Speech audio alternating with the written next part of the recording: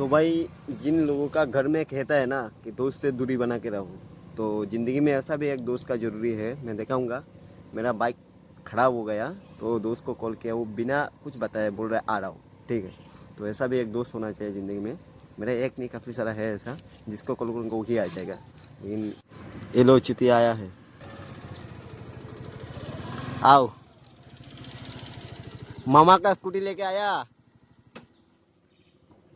ये देखो जुगाड़ू ने जुगाड़ भी लेके आया, ठीक है। ले लगा लगा। बाइक को अगर गन्ने का जूस पिलाओगे तो ऐसे ही करना पड़ेगा। रस्सी लेके खींचो अभी, पिलाओ और गन्ने का जूस। मजा ही मजा, मजे ही मजे। गन्ने का जूस 20 रुपया है, देखो। जो भी हो, गन्ने का जूस, गन्ने का जूस। गडकरी जी, गन्ने का जूस 20 रुपया। ये देखो गन्ने का जूस, रस्सी लेके खींचना पड़ रहा है। गन्ने का कमाल, E20 का कमाल।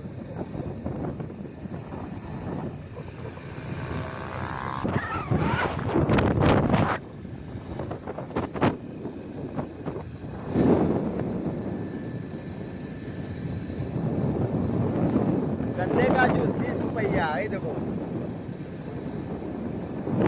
सब का सब E20 का कमाल है ब्रो।